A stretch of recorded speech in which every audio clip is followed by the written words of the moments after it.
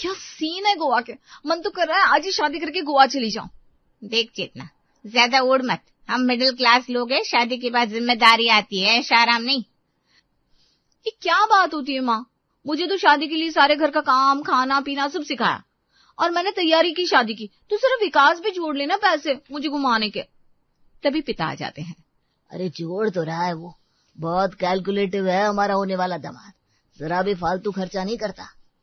हाँ तो बेटी का शौक मार देगा, मेरी बेटी को गोवा घूमना है तो क्या नहीं घुमाएगा। शादी की तारीख आ जाती है, पूरा घर सजा है, ढोल बज रहे हैं, चेतना लाल जोड़े में बैठी है, चेहरे पर शर्म और आंखों में गोवा के सपने। पंडित जी ये आपकी दक्षिणा थोड़ी ज्यादा नहीं है क्या, 2 घंटे का ही तो काम है। बेटा ये तो रीत है। रीत रीत अपनी जगह है पंडित जी, पर हिसाब भी तो देखना पड़ता है ना। सुना आपने, अभी से शुरू हो गया। अरे भाई शादी है, एक दिन की बात है, चलने दे। फेरे हो जाते हैं, विदाई का वक्त आता है, चेतना रोते हुए माँ से लिपट जाती है। माँ गोवा वाला प्लान याद रखना। अरे हाँ पगली, अपने घर जाकर पहले सेटल तो हो जा।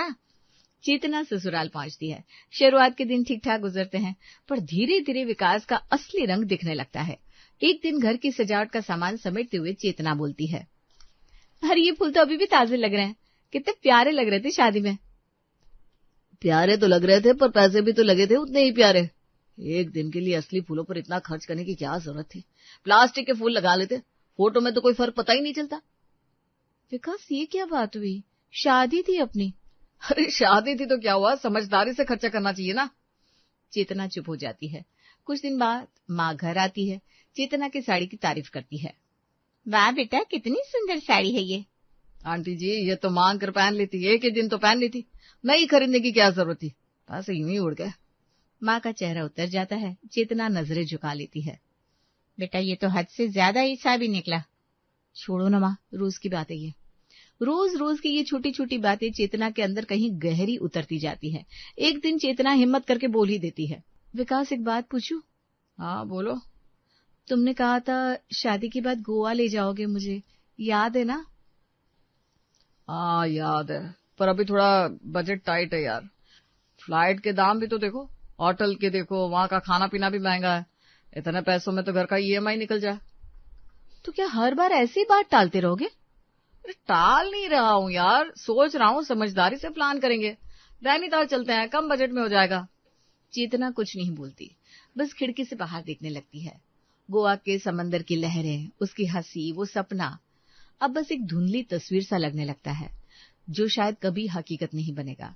रात को अकेले बैठी चेतना अपनी डायरी में लिखती है, कुछ सपने शायद इसीलिए सपने ही रहते हैं। घर में एक दिन विकास कुछ काम से चेतना की अलमारी खोलता है, वहीं उसे एक डायरी दिखती है। बिना सोचे वो पन्ने पलटने लगता है और एक पन्ने पर लिखा होता है, कुछ सपने शायद इसीलिए सपने ही रहते हैं। मुझे तो बस इतना चाहिए था कि मेरा पति एक बार, सिर्फ एक बार मेरे लिए दिल खोल कर खर्च करे, पर शायद ये मेरी किस्मत में नहीं। विकास डायरी हाथ में पकड़े वहीं खड़ा रह जाता है, चेहरे पर एक अजीब सा भाव आ जाता है। वो सोचता है, ये तो मेरी बीवी है यार, इसके सपने पूरे करना मेरी जिम्मेदारी है और मैं तो बस हिसाब किताब में ही उलझा रहा। अगले दिन ऑफिस में विकास लंच के वक्त अपने कलीग रोहन से बात करता है। यार रोहन, गोवा जाना है हनीमून पे, बताना क्या प्लान करूं? अरे भाई फ्लाइट से चला जा, सी फेसिंग रिसोर्ट ले ले, बाहर खाना खा, कार हायर करके घूम, मस्त एंजॉय कर। पर हाँ खर्चा तो होगा भाई, गोवा है, सस्ता नहीं पड़ेगा। विकास का चेहरा उतर जाता है। तभी वहां दूसरा कलीग समीर आ जाता है। अरे इतना जरूरी नहीं है भाई, तो ऐसा कर ट्रेन से चला जा, स्लीपर में या फर्स्ट एसी सेकंड एसी में, वहां कोई ऐसा घर ले लेना जहां किचन भी हो, खुद खाना बना लेना, और कार की क्या जरूरत है, स्कूटी ले लेना। गोवा का असली मजा तो स्कूटी पे घूमने में ही है यार, हवा में उड़ते हुए, बीच किनारे, और ट्रेन में तो रास्ते का नजारा भी देखने को मिलेगा। फ्लाइट में तो 2 घंटे में पहुंच जाएगा, कुछ पता भी नहीं चलेगा। विकास सोच में पड़ जाता है। तभी तीसरा कलीग अमित आता है। अरे भाई गोवा में मेरा फ्लैट है, तू चाहे तो बिल्कुल फ्री में रह ले, एक पैसा नहीं लगेगा। ये सुनते ही विकास की माछी खिल जाती है। अरे वाह यार, ये तो बढ़िया बात हो गई, चल फिर पक्का यही करते हैं। विकास खुश होकर अपनी सीट पे चला जाता। उसके जाने के बाद रोहन, समीर और अमित आपस में बात करने लगते हैं। यार ये विकास है ना, सच में हद से ज्यादा कंजूस है। हाँ भाई, अभी देख कैसे चमक उठा फ्री वाली बात सुन के। अरे यार, बीवी को हनीमून पर ले जा रहा है और सोच रहा है कैसे पैसे बचाओ। बंदा ये तो हनीमून भी बजट में ही निपटा देगा। यार बेचारी उसकी बीवी सपने देख रही होगी फ्लाइट के, समंदर वाले होटल के, और ये तो स्कूटी और फ्री के फ्लाइट में ही खुश हो गया। छोड़ना यार अपनी बला से, अपना क्या जाता है, चल काम पे लगते हैं। तीनों हंसते हुए अपने अपने काम पे लग जाते हैं। उधर विकास मन ही मन प्लान बनाने में मशगूल हो जाता है, बिना ये सोचे कि उसकी बीवी का सपना कुछ और ही है। अगले दिन विकास ऑफिस से जल्दी घर आ जाता है, हाथ में एक पुराना सा बैग लिए। अरे वाह, ये नया बैग लिया क्या मेरे लिए? अरे नया कहाँ यार, ये मेरा पुराना कॉलेज वाला बैग है। सोचा गोवा के लिए यही ठीक रहेगा, नया खरीदने की क्या जरूरत है। अच्छा, कोई बात नहीं। अच्छा सुनो चेतना, टिकट बुक करने जा रहा हूँ, तू बता कब चलना है। अरे फ्लाइट की टिकट है ना, तो जल्दी से बुक कर लो वरना दाम बढ़ जाते हैं। फ्लाइट नहीं यार, वो फ्लाइट में तो पैसे उड़ जाएंगे। मैंने ट्रेन का सोचा है, स्लीपर क्लास से चलेंगे, मस्त सफर भी हो जाएगा और पैसे भी बचेंगे। स्लीपर? विकास स्लीपर में तो इतनी गर्मी होती है, इतनी भीड़ होती है, और वहां तक पहुंचने में 2 दिन लग जाएंगे। हाँ तो क्या हुआ, सफर भी तो एंजॉय करने की चीज है। रास्ते में बातें करेंगे, गाने सुनेंगे, वक्त कट जाएगा पता भी नहीं चलेगा। चेतना मन ही मन सोचती है, ये तो पहले ही बता रहा है ऐसे, आगे पता नहीं क्या क्या करेगा। अच्छा ठीक है, होटल तो अच्छा सा लेना, समंदर के पास वाला। होटल की तो टेंशन ही मत ले, मेरे कलीग का फ्लैट है वहां, बिल्कुल फ्री में मिल रहा है, एकदम बढ़िया बात है ना। फ्लैट मतलब होटल नहीं जाएंगे? अरे होटल में क्या रखा है यार, वहां तो सिर्फ सोने के पैसे लगते हैं। फ्लैट में तो अपनी मर्जी से रहेंगे, खुद खाना बनाएंगे, मस्ती करेंगे। ये तो पूरा प्लान ही अपने हिसाब से बना बैठा है, मुझसे पूछा भी नहीं एक बार। विकास खाना तो वहीं बाहर खाएंगे ना, वहां का फूड बहुत फेमस है मैंने सुना है। अरे नहीं, बाहर का खाना बहुत महंगा पड़ता है। मैंने तो सोचा है घर से ही दाल चावल तेल मसाला सब पैक करके ले चलेंगे, वहीं फ्लैट में बना लेंगे, सस्ता भी पड़ेगा और सेहत के लिए भी अच्छा रहेगा। चेतना का चेहरा उतर जाता है, वो कुछ नहीं बोलती, बस उठकर किचन में चली जाती है। रात को चेतना अपनी सहेली प्रिया को फोन लगाती है। या प्रिया सुनना, विकास कह रहा है गोवा ट्रेन से जाएंगे, स्लीपर में रहेंगे किसी फ्लाइट में, और खाना भी घर से बना हुआ ले जाएंगे। अरे चेतना, ये तो हनीमून कम पिकनिक ज्यादा लग रहा है। यार मुझे तो लगा था फ्लाइट से जाएंगे, समंदर के किनारे किसी होटल में रुकेंगे, बीच पे मस्ती करेंगे, पर यहाँ तो। देख, तू ना एक बार खुलकर बात कर ले उससे, शादी की शुरुआत है, अभी नहीं बोलेगी तो आगे और मुश्किल होगा। हाँ यही सोच रही हूँ। अगले दिन सुबह चेतना हिम्मत करके विकास से बात करती है। विकास, एक बात कहनी है। हाँ बोलो। देखो मुझे पता है पैसे बचाना जरूरी है, पर ये हमारा हनीमून है, जिंदगी में एक बार आता है, ये थोड़ा तो एंजॉय करने दो ना। तुम, मैं कहाँ मना कर रहा हूँ एंजॉय करने से, मैं तो कह रहा हूँ समझदारी से एंजॉय करें, फिजूल खर्ची करने से क्या फायदा। फिजूल खर्ची? विकास ये फिजूल खर्ची नहीं है, ये अपने लिए खर्च करना है। एक बार सोच के देखो, फ्लाइट से जाएंगे तो टाइम भी बचेगा, थकान भी नहीं होगी, होटल में रुकेंगे तो अपनी प्राइवेसी होगी, किसी के फ्लैट में रहकर कैसा हनीमून। जितना तुझे पता भी है गोवा में कितना खर्चा होता है, फ्लाइट के 2 टिकट, होटल का किराया, बाहर का खाना, सब मिलाकर 50,000 से ऊपर चला जाएगा। इतने पैसों में तो EMI निकल जाएगी ना, यही कहना है ना तुम्हें हमेशा। विकास चुप हो जाता है, दोनों के बीच एक अजीब सी खामोशी छा जाती है। विकास, शादी से पहले तुमने कहा था कि तुम्हारे साथ मेरी हर ख्वाहिश पूरी होगी, ये तो बस एक ट्रिप है, इतना हिसाब किताब क्यों? अच्छा ठीक है, मैं सोचता हूँ इस बारे में। चेतना उम्मीद भरी नजरों से उसे देखती है, पर विकास मन ही मन अभी भी बजट का हिसाब लगा रहा होता है। उसके दिमाग में फ्लाइट के दाम, होटल का किराया घूम रहा होता है। वो सोच में पड़ जाता है कि क्या करे। अब ये तो हमें आगे की कहानी में पता चलेगा कि विकास क्या फैसला लेता है और चेतना का गोवा का सपना पूरा हो पाता है या नहीं। ट्रेन की खिड़की के पास बैठी चेतना बाहर का नजारा देखते हुए अपना मोबाइल निकालती है। सोचती है चलो कुछ फोटो ही खींच लूं, कम से कम इंस्टा पे तो डाल सकूंगी। चलो एक फोटो तो बनती है यार। तभी कैमरा ऑन होते ही सामने से गंदी सी बस्ती, कचरे का ढेर और उखड़ी हुई पटरियां दिखने लगती है। चेतना का चेहरा उतर जाता है। ये क्या फोटो खींचूं, ना समंदर ना पहाड़, बस यही सब। वो मायूस होकर फोन वापस बैग में रख लेती है। विकास ये सब देख रहा होता है, वो तो पूरा खुश नजर आता है। देख चेतना, कितनी ठंडी हवा आ रही है ना खिड़की से, एकदम नेचुरल एसी। फ्लाइट में तो ये मजा आता ही नहीं है ना। हाँ, और देख हम पूरे रास्ते का नजारा देखते हुए जा रहे हैं, गांव, खेत, खलियान, नदी, नाले सब कुछ दिख रहा है ना। फ्लाइट में तो बस बादल ही बादल दिखते हैं, कुछ पता भी नहीं चलता कि नीचे क्या है। हाँ वो तो है। और सबसे बड़ी बात, यहाँ तो घूम फिर भी सकती है, चाहे तो कॉरिडोर में टहल ले, कोई पेंट्री कार में जाके चाय पी ले, बाकी लोगों से बातें कर ले। फ्लाइट में तो बस सीट बेल्ट बांधे बैठे रहो, हिलने की भी इजाजत नहीं होती। चेतना खिड़की से बाहर देखती रहती है, मन ही मन सोचती है, ये तो ठीक है, पर मुझे तो बस एक बार आसमान से बादलों की फोटो खींचनी थी। विकास अपनी ही धुन में बोले जा रहा होता है, उसे पता ही नहीं चलता कि चेतना के मन में क्या चल रहा है। गोवा स्टेशन पहुंचते ही विकास और चेतना बाहर निकलते हैं। एक रिक्शे वाले को रोकते हैं और वो एड्रेस दिखाते हैं। भैया ये पता है, यहाँ लेके चलो ना। अरे साहब ये तो बहुत दूर है, मेन गोवा से बाहर आउटर एरिया में, ये पूरे 45 मिनट लगेंगे। 45 मिनट? विकास चलो ना, कोई सी फेसिंग रिसोर्ट देख लेते हैं यहीं आसपास, कितना अच्छा रहेगा। अरे नहीं नहीं चेतना, फ्री का फ्लैट मिल रहा है, क्यों छोड़े। और सुन, आउटर में रहेंगे ना तो और भी नजारे देखने को मिलेंगे। असली गोवा तो वही है, टूरिस्ट वाले गोवा में क्या रखा है। चेतना कुछ नहीं बोलती, बस मन महसूस के रह जाती है। रिक्शा चल पड़ता है। काफी देर बाद वो फ्लैट पर पहुंचते हैं। दरवाजा खोलते ही अंदर से धूल और सीलन की बदबू आती है। जाले लगे हैं, फर्श पर मोटी धूल की परत जमी है। ये क्या, यहाँ तो कोई महीनों से रहा ही नहीं लगता है। अरे कोई बात नहीं यार, चल हम दोनों मिलके साफ कर लेते हैं, देखते ही देखते चमका देंगे। विकास मैं बहुत थक गई हूँ, इतना लंबा सफर मुझसे नहीं होगा अभी।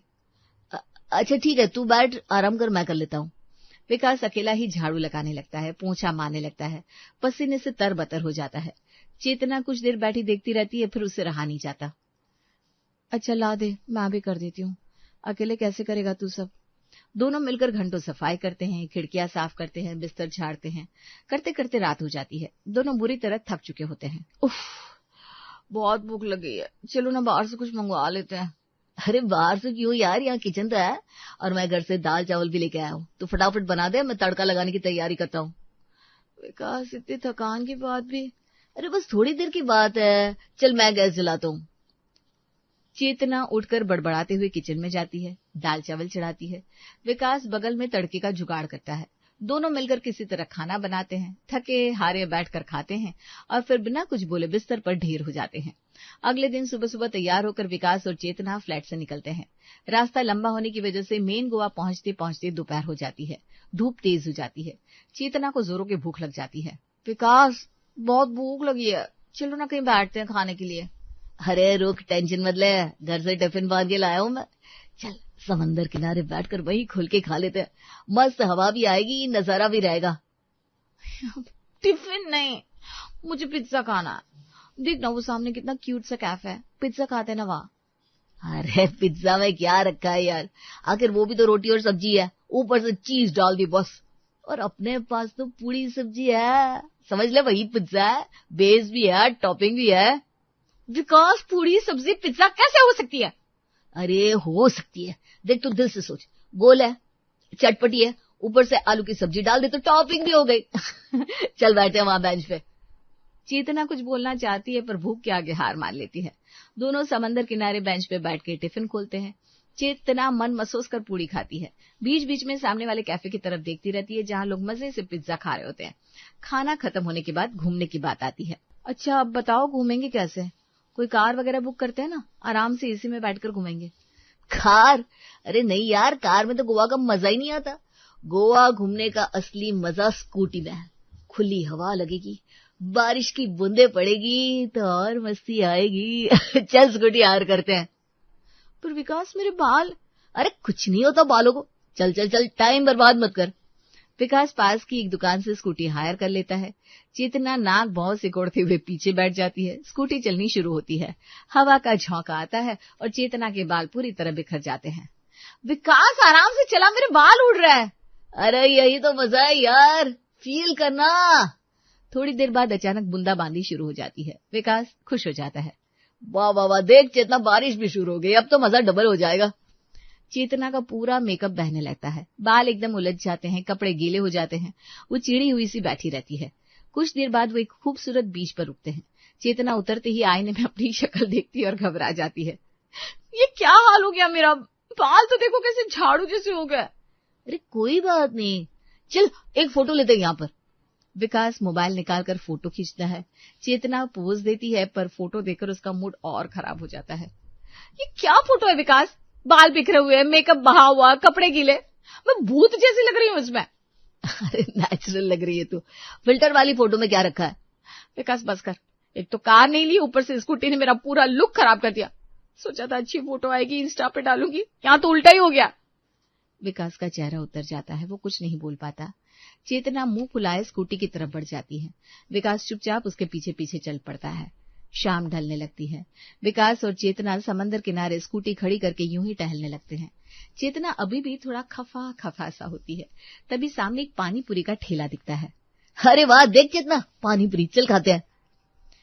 यहाँ तो पिज्जा वाला प्लान भी पूरी सब्जी में बदल दिया था तूने, अब पानी पूरी। अरे चल तो सही, एक बार खा के तो देख।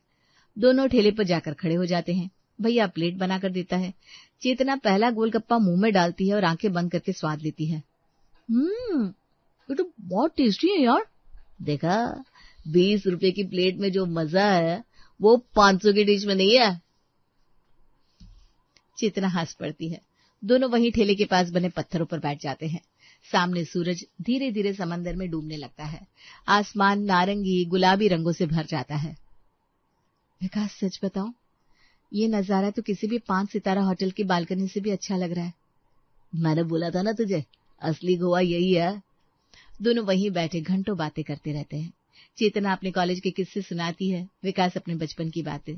दोनों खूब हंसते हैं, ठहाके लगाते हैं। वक्त का पता ही नहीं चलता। पता है विकास, शुरू में मुझे लगा था तू बहुत कंजूस है, हर छोटी बात पे हिसाब लगाता है, पर अब समझ में आ रहा है तू फिजूल खर्ची नहीं करता, ये तेरी समझदारी है। तू चाहता है कि हमारा भविष्य सिक्योर रहे।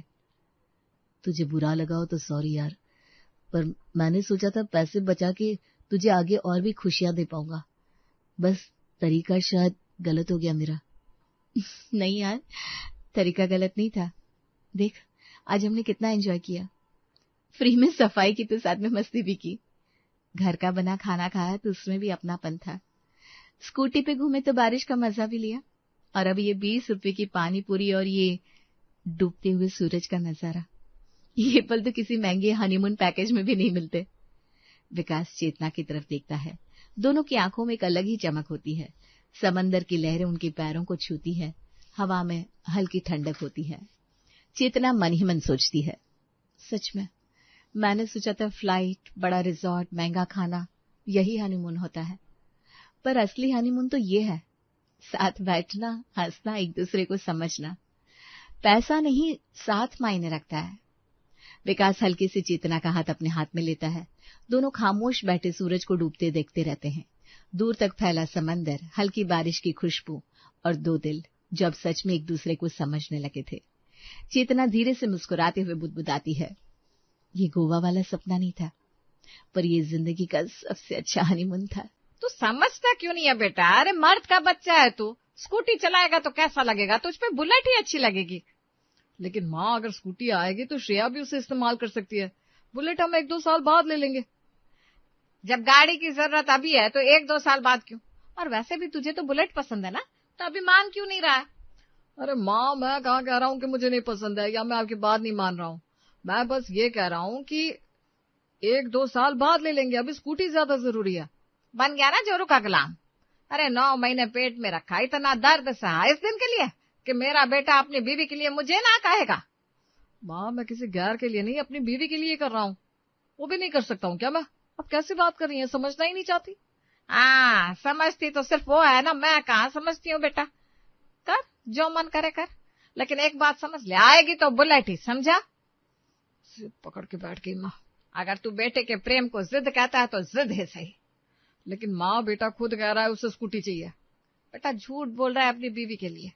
अरे 12th क्लास में था ना तू, तब से तेरी बुलेट खरीदने की इच्छा देख रही हूँ मैं, और अब अचानक तुझे बुलेट की जगह स्कूटी चाहिए। मैं अपने बेटे को अपनी इच्छा मारते हुए नहीं देख सकती। तेरी माँ का आदेश है, आएगी तो बुलेट ही। इतना कहकर रूपा वहां से चली जाती है। अमित परेशान चेहरा लिए खड़ा रहता है और असमंजस में रहता है कि आखिर वो करे तो क्या करे। तभी वहां श्रेया आती है। क्या हुआ, इतने परेशान क्यों? अरे यार, माँ बोल रही है बुलेट के लिए, बोल के गई है स्कूटी नहीं आएगी। अरे लेकिन स्कूटी की बहुत जरूरत है, रोज स्कूल कैसे आऊंगी जाऊंगी इतनी धूप में बारिश में? अरे वही तो समझाने की कोशिश कर रहा था। देखो अमित, आई नो तुम परेशान हो, लेकिन इस परेशानी का सोल्यूशन तुम्हें ही निकालना होगा। और हाँ, आएगी तो स्कूटी ही। अब वो तुम फिगर आउट करो कि कैसे आएगी। अब तुम्हारी कमी थी, तुम भी अपना सब कुछ थोप दो मुझ पे, क्योंकि अब और कुछ तो तुम लोगों से होगा नहीं। देखो, माँ का गुस्सा तुम मुझ पे मत निकालो। सही कह रही हो, माँ का गुस्सा तुम पर क्यों उतारूं? एक तरफ माँ बुलेट का राग अलाप रही है, दूसरी तरफ तुम स्कूटी का, बीच में फंस कौन गया है? मैं। ठीक है, देखता हूँ, जो होगा फिर देखा जाएगा। अरे कहाँ जा रहे हो? माँ का गुस्सा उतारने। इतना बोल के अमित घर के बाहर निकल जाता है। श्रेया वहीं खड़ी रह जाती है। क्या बताऊं इसे, कैसे समझाऊं? बहुत गुस्से में है। थोड़ा शांत हो जाए तब मनाऊंगी। तब तक माँ से बात करके देखती हूँ, क्या पता माँ मान जाए। श्रेया रूपा के पास हॉल में जाती है। माँ जी, आप अकेली बैठी हैं, क्या बात है? आज अचानक ही इतने प्यार से कैसे बात कर रही है? वैसे तो उसके पास कभी वक्त ही नहीं रहता। जरूर ये स्कूटी की बात करने आई होगी, लेकिन मैं अपनी बात इसे नहीं कहूंगी। आज इसे बता कर रहूंगी कि अमित इसका पति बाद में और मेरा बेटा पहले है। रोज अकेले ही तो बैठती हूँ, तुझे आज दिखाई दिया क्या? क्या बात है, आज काम से फुर्सत मिल गई जो मुझ पे नजर पड़ गई तेरी? हाँ, आज सोचा आपके साथ थोड़ी देर बैठ जाऊं। वैसे तो स्कूल से फुर्सत ही नहीं मिलती, स्कूल में एग्जाम भी शुरू होने वाले हैं, वही सब तैयारियां चल रही है, एक्स्ट्रा क्लास देनी पड़ती है। हाँ, वैसे स्कूल थोड़ा दूर पड़ता है नहीं? वही तो माँ, इसीलिए तो अमित से स्कूटी के लिए कह रही हूँ। स्कूटी आ जाएगी तो बहुत आराम हो जाएगा। तूने अपने आराम के लिए तो सोच लिया, कभी अपने पति के लिए भी सोचा होता तो क्या बात थी?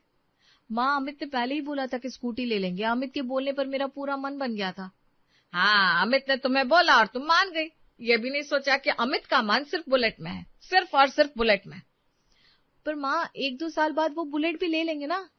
बुलेट तो अभी ही आएगी, स्कूटी का 1-2 साल बाद में सोच सकते हैं। माँ, मैं आपसे प्यार से बात करने आई थी, सोचा था औरत है तो एक औरत का दर्द समझेंगी। लड़की अपनी हद में रह, समझी? बुलेट आएगी तो अमित तुझे बुलेट से स्कूल छोड़ देगा। और मैं आऊंगी कैसे, ये भी बता दीजिए। अमित ऑफिस से लेने आएंगे। अभी तक मैनेज कर रही थी ना, तो 1-2 साल और कर ले। वैसे भी सुबह का इंतजाम तो हो ही जाएगा। देखिए मम्मी जी, आएगी तो स्कूटी ही, क्योंकि अमित ना मेरी बात टालेंगे और ना ही अपनी जुबान से पीछे हटेंगे।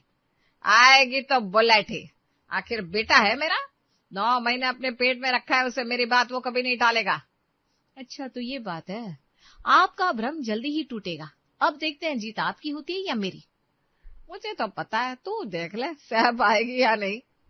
सासू माँ इतनी कॉन्फिडेंट है, कहीं ऐसा तो नहीं कि अमित सच में बुलेट के लिए मान जाएगा। श्रेया थोड़ी टेंशन में आ जाती है। अगला दिन होता है, सुबह सभी नाश्ते के लिए हॉल में लगे डाइनिंग टेबल पर बैठे होते हैं। तो अमित, बुलेट का कलर और उसे लेने का दिन सोचा, कब लेना है? अभी वो होल्ड पे है माँ। क्या मतलब होल्ड पे है? होल्ड पे है का ये मतलब होता है कि माँ, मैं अभी कुछ नहीं लेने वाला, अभी के लिए सब कुछ छोड़ दिया मैंने। क्या बात कर रहे हैं आप, स्कूटी भी नहीं लेनी? अभी कुछ भी नहीं लेना। और बुलेट भी नहीं लेना? नहीं माँ। लेकिन क्यों बेटा? क्योंकि अभी मैं बहुत बिजी हूँ, ऑफिस में बहुत काम रहता है और अभी पैसों का भी पूरा जुगाड़ नहीं है। अगर यही बात थी तो तूने लेने का मन बनाया ही क्यों था? वही तो, मेरा भी मन बन गया था। आपने बहुत गलत किया मेरे इमोशन के साथ। मैं कितनी खुश थी, आपको पता भी है? चुप कर, तुझे सिर्फ अपना ही दिखता है। अरे मैं कितनी खुश थी कि फाइनली अब मेरा बेटा अपना सपना पूरा करेगा। लेकिन अब जब वो नहीं कर पाएगा तो उसे संभालने की जगह तू उसे सुना रही है। अरे कैसी बीवी है तू। बस करो आप दोनों, बस करो, कब तक बहस करोगे? अब फाइनल हो गया ना, नहीं लेना, कुछ भी नहीं लेना, तो भगवान के लिए घर में शांति रहने दो। ऑफिस जा रहा हूँ मैं, मेरा टिफिन तैयार हो तो दे दो। वो तो तैयार है, लेकिन ये बताइए कैसे बिना प्रेस की शर्ट पहनी है आपने? ऑफिस जा रहे हैं, थोड़ा तो सही हो जाया करिए, लोग क्या बोलेंगे? अरे जो हाथ में आई वो पहन ली मैंने। और नहीं तो क्या करेगा बेचारा। कभी उसको प्रेस करके कपड़े दिए तूने जो वो अच्छे कपड़े पहनकर जाएगा? चलिए टी शर्ट निकाल देती हूँ आपको। टी शर्ट क्यों पहनेगा अब वो, ताकि इतनी धूप में काला पड़ जाए उसका हाथ? अमित, तू यही शर्ट प्रेस करवा ले, टी शर्ट मत पहनना। अमित चलिए, मैं टी शर्ट निकाल के देती हूँ, टी शर्ट आप पर बहुत अच्छी लगती है। तो कहना क्या चाहती है, शर्ट मेरे बेटे पर नहीं जचता? मैंने ऐसा कब कहा, लेकिन टी शर्ट ज्यादा अच्छी लगती है। नहीं, अमित टी शर्ट नहीं पहनेगा, उसे अपना हाथ काला नहीं करवाना इस धूप में। अरे कोई मुझसे तो पूछ लो, मुझे क्या करना है? तू वही करेगा ना बेटा जो तेरी माँ कहेगी। क्यों करूंगा माँ, मैं कोई छोटा बच्चा हूँ? वही तो, माँ सिर्फ अपने इशारों पर नचाना चाहती है और कुछ नहीं। तू मेरे बेटे को भड़का क्यों रही है? देख बेटा, तू इसकी बातों में मत आ, तू मेरी बात सुन। आप लोग एक एहसान कर दीजिए मुझ पर, मेरा टिफिन दे दीजिए, अगर नहीं दे सकती तो बता दीजिए, मैं ऐसे ही चला जाऊंगा। अच्छा लाती हूँ मैं। श्रेया अमित को टिफिन देती है। अमित तुरंत टिफिन लेकर ऑफिस के लिए निकल जाता है।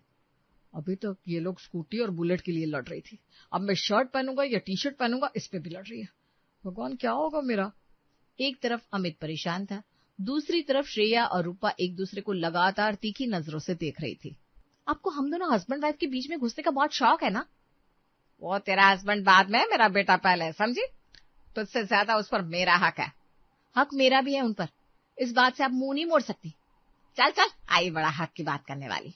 अरे अभी कुछ किया ही नहीं है उसके लिए, वो हमेशा करवाया है तूने। और आपका क्या? आपने जो जो किया अब उसको सुना रही है? बस अब बहुत हुआ, मैं कमरे में जा रही हूँ, तुझसे बहस करने की ताकत नहीं है मुझ में। रूपा इतना कह के अपने कमरे में चली जाती है। श्रेया खुद में बड़बड़ाती रहती है। अब सच बोलने लगी तो चुभने लगी बातें। श्रेया भी अपने कमरे में चली जाती है। अमित ऑफिस गुस्से में पहुंचता है। अरे सर एंट्री तो कर दीजिए। अरे तो रोज रोज करता हूँ ना, एक दिन नहीं करूंगा तो आसमान गिर जाएगा। अरे सर तो मेरा क्या जाएगा, आपका ही एब्सेंट लग जाएगा, आपकी सैलरी कटेगी, मेरा तो काम यही है, अब मैं अपना काम भी ना करूँ क्या? अरे अमित क्या कर रहा है तू, घर का गुस्सा यहाँ क्यों निकाल रहा है? अब सॉरी, वो थोड़ा दिमाग खराब हो गया था। अरे तो सर अब ठीक है, क्या ही बोले, छोटा आदमी हो, कोई कुछ भी बोल देता है। अमित जल्दी जल्दी में ऑफिस के अंदर चला जाता है। वॉचमैन का ताना सुन के अमित का गुस्सा और भी ज्यादा बढ़ जाता है। अरे अमित भाई क्या हालचाल, बड़े गुस्से में लग रहे हो। अरे छोड़ ना भाई, अभी तुझे भी कुछ बोल दूंगा मैं। क्या हो गया भाई? अरे कुछ नहीं यार, घर से ही मूड खराब था, बाहर वॉचमैन भी सुनाने लगा। घर पे क्या हो गया? कुछ नहीं भाई, छोड़ ना। अरे बता ना, मुझे नहीं बताएगा तो किसे बताएगा? देख भाई, तुझे गॉसिप करना है तो रहने दे, अगर कोई सोल्यूशन देना है तो बता। अरे पर प्रॉब्लम तो बता, तब तो सोल्यूशन दे पाऊंगा। देख बात कुछ बड़ी नहीं है, बस माँ और श्रेया में बहस होती रहती है मुझे लेकर। माँ मेरे लिए कुछ और चाहती है, श्रेया कुछ और। अब आज सुबह ही देख ले, माँ कहती है शर्ट पहन, श्रेया कहती है टी शर्ट, और बीच में परेशान मैं हो गया। तो शर्ट की एक बाह निकाल देते, आधे तरफ टी शर्ट की तरह हाफ बाह और दूसरी तरफ शर्ट की तरह फुल बाह, श्रेया की बात भी रह जाती और माँ की भी। हंस ले भाई हंस ले, इसीलिए नहीं बता रहा था, तू कभी समझेगा ही नहीं। अरे भाई मैं हंस नहीं रहा हूँ, तू सुन तो पहले। मैं कह रहा हूँ अगर तू ऐसा करेगा तो माँ और श्रेया खुद तुझे रोक देंगे और दोनों एक दूसरे की बात मान जाएंगी, क्योंकि ऐसी अजीब हरकतें करेगा तो तेरी तो बेइज्जती होगी, और तेरी बेइज्जती हो तो उन्हें भी अच्छा थोड़ी ना लगेगा। तू समझा कर मैं क्या कह रहा हूँ। वो तो ठीक है, लेकिन हर मामले में ये सोल्यूशन काम नहीं आएगा।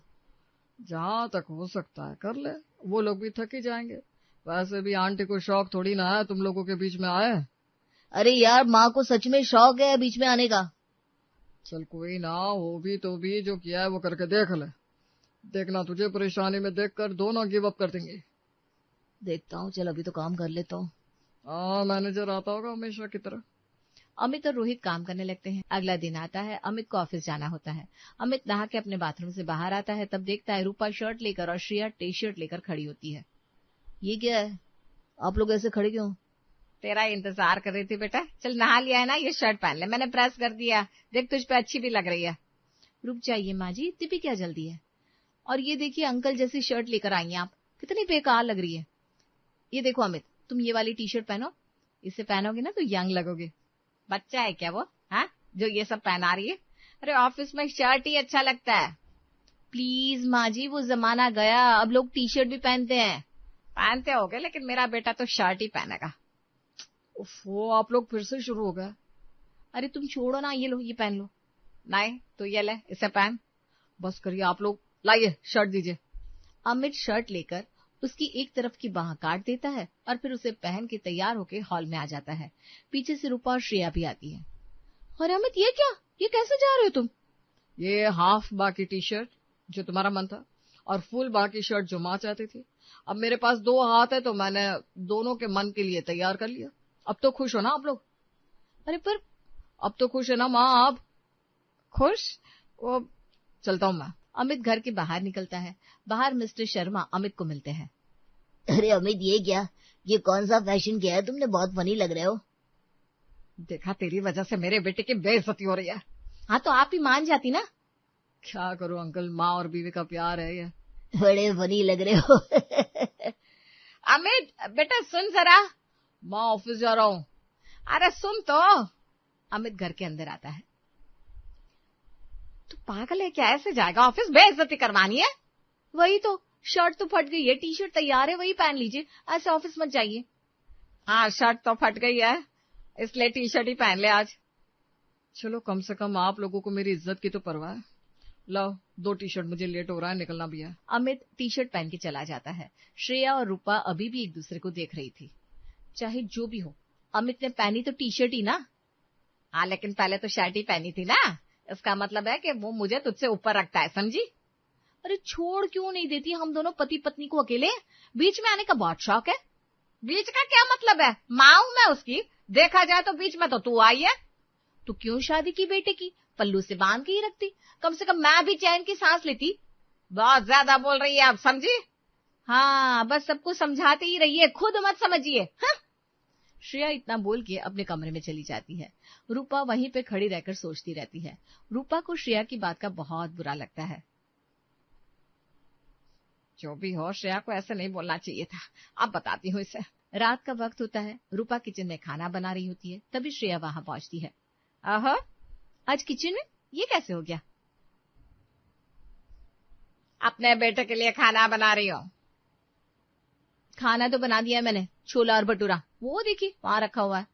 मैं अपने बेटे के लिए खीर बना रही हूँ, तू देखना आज मेरा बेटा मेरा बनाया हुआ खाना ही खाएगा।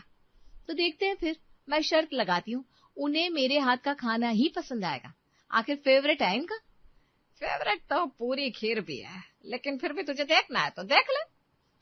खाने का वक्त होता है, सभी डाइनिंग टेबल पर बैठते हैं। ये ले बेटा, खीर पूरी बहुत प्यार से बनाया है, खास तेरे लिए। और मैंने छोला भटूरा बनाया है, बहुत मेहनत और बहुत प्यार से, सिर्फ आपके लिए। तुम लोग यहाँ भी शुरू हो गए? देख ना, मैं नहीं, यही मुझसे कंपटीशन करती रहती है। मैं करती हूँ, आप हमारे बीच में आती है। अरे मैं नहीं, तू बीच में आई है, मैं तो माँ हूँ। अरे तो आप माँ है तो मैं भी तो बीवी हूँ, मैं भी उनके लिए अपना घर छोड़कर आई हूँ। तो सिर्फ इसलिए मैं अपने बेटे के लिए कुछ ना करूँ, हैं? अरे बस करो आप लोग, लाओ मैं चारों चीज खाऊंगा और ये सब खा जाऊंगा, लाओ। अमित गुस्से में जितना खाना रखा रहता है वो सब उठा के जल्दी जल्दी खाने लगता है। जल्दी जल्दी के चक्कर में अमित ये नहीं देखता कि वो किसके साथ क्या खा रहा है। ज्यादा खाना, इतनी जल्दी जल्दी खाने से अमित को उल्टियां आने लगती है। अमित भाग के बाथरूम में जाता है और उल्टियां करने लगता है। हे भगवान, ये क्या हो गया अमित को? देखा आपकी वजह से क्या हो गया। बहुत शौक है ना आपको हमारे बीच में घुसने का। अरे चैन से जीने क्यों नहीं दे रही है? रूपा चुपचाप शांत खड़ी रहती है। ये मैंने क्या कर दिया? बेटे के मोह में ये भी नहीं सोचा कि मैं उसके साथ क्या कर रही हूँ। बेटे की आड़ में मैं इतनी स्वार्थी न जाने कब हो गई कि मुझे अपनी बहू भी नहीं दिखाई दी। अमित बाहर आओ, क्या हुआ तुम्हें? मुझे माफ कर दे बहू, पता नहीं मैं ये सब क्यों करने लगी। एक बार अमित बाहर आ जाए उसके बाद मैं ऐसी कोई हरकत नहीं करूंगी, नहीं आऊंगी मैं तुम दोनों के बीच में। तभी अमित बाथरूम से बाहर आता है। नहीं नहीं, आप लोग जो कर रहे हैं वो सब सही है, मैं तैयार हूँ इन सब के लिए, चलिए खाना खाते हैं। देखा, अभी भी तैयार है, लेकिन आप है कि मानती ही नहीं। और तुम मान रही हो क्या? मुझे इस हालत में देखकर कम से कम उन्होंने हार तो मान ली, लेकिन तुम तो अभी भी अड़ी हुई हो। अरे तू उससे कुछ मत बोल, उसकी गलती नहीं है अमित। मैं ही तुझे लेकर कुछ ज्यादा ही स्वार्थी हो गई और तेरे बारे में भी सोचना बंद कर दिया कि असल में तू क्या चाहता है। लेकिन अब ऐसा नहीं होगा बेटा। चलो अच्छा है माँ, कम से कम आप तो मुझे समझ गई।